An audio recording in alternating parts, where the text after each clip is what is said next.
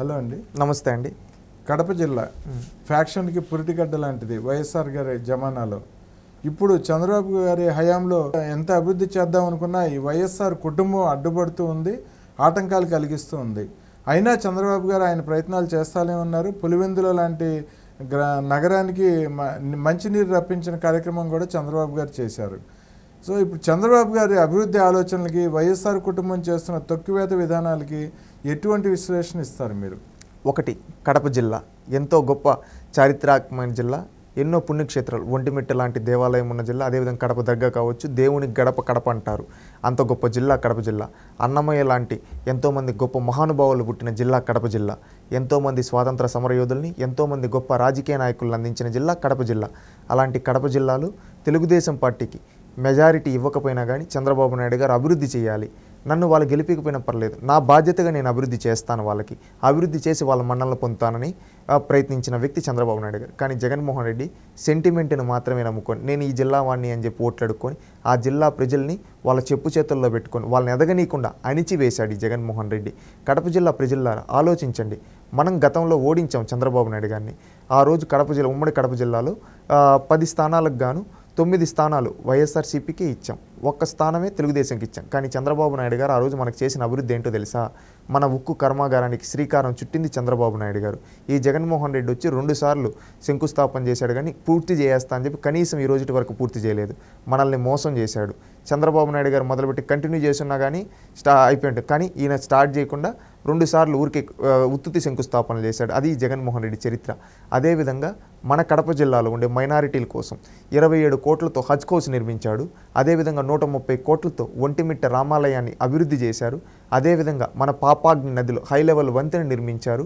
ఆవుకు టన్నెల్ ద్వారా గండికోటకు కావచ్చు, మైలవరం కావచ్చు, చిత్రావతి కావచ్చు, పైడిపాలెం కావచ్చు, సర్వాసాయి సాగర్ కావచ్చు, నీటిని తీసుకొని వచ్చి మన జలాశయాలకు ఒక జలకళ తీసుకొని వచ్చాడు చంద్రబాబు నాయుడు గారు. అదేవిధంగా పులివెందలకు కూడా సాగునీరు అందించి అక్కడ డ్రిప్ ఇచ్చి 90% సబ్సిడీ ఇచ్చి డ్రిప్ పైన లింగాల అనే మండలంలో అరటి పంటలు పండితే అవి ప్రపంచానికి ఎక్స్పోర్ట్ చేసే విధంగా తయారు చేసి అరటి పంటల ఉత్పత్తులు దేశంలోనే నెంబర్ 1గా ఉండే విధంగా నీళ్ళు ఇచ్చి డ్రిప్ పైన 90% సబ్సిడీ ఇచ్చి మన నియోజకవర్గ ప్రజలు, పులివెందుల నియోజకవర్గ ప్రజలకు కూడా సహాయం చేశాడు, మనం ఓడించినా కానీ.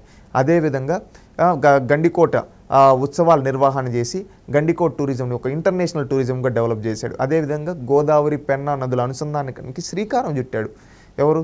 చంద్రబాబు నాయుడు గారు. ఇదే విధంగా కడప నగరంలో వచ్చి అండర్ గ్రౌండ్ డ్రైనేజ్కి కావచ్చు, కడప డెవలప్మెంట్కి కావచ్చు, కడప రాయచోటి రోడ్లకు కావచ్చు, ఇవే కాకుండా అనేక విధాలుగా జమ్మలమడుగు లాంటి ప్రాంతాలను కావచ్చు, ప్రొద్దుటూరు కావచ్చు, వీటన్నిటినీ అభివృద్ధి చేశాడు చంద్రబాబు నాయుడు గారు. మనం ఓడించినా కానీ మన జిల్లా వాడని చెప్పుకుంటూ మనవాడని చెప్పుకుంటున్న జగన్మోహన్ రెడ్డి మన జిల్లాకి ఏం చేశాడు? ఈరోజు కడప ఉక్కు కర్మాగారం పూర్తి చేస్తా అని చెప్పి తన తండ్రి 5 ఏళ్ళు, తాను 5 ఏళ్ళు, 10 ఏళ్ళగా ముఖ్యమంత్రిగా ఉన్న కనీసం కడప ఉక్కు కర్మాగారం కట్టలేకపోయారు. అదేవిధంగా ఒక్క ఇరిగేషన్ ప్రాజెక్ట్ కంప్లీట్ చేయలేకపోయారు. అదేవిధంగా మన జిల్లాలో అన్నమయ్య డ్యామ్ కావచ్చు, పింఛా నది పైన ఉండేవి కావచ్చు, కొట్టుకోకపోతే అక్కడ ప్రాణాలు పోతే కనీసం ఈ రోజు వరకు వాళ్ళ కుటుంబాలను ఆదుకోలేదు.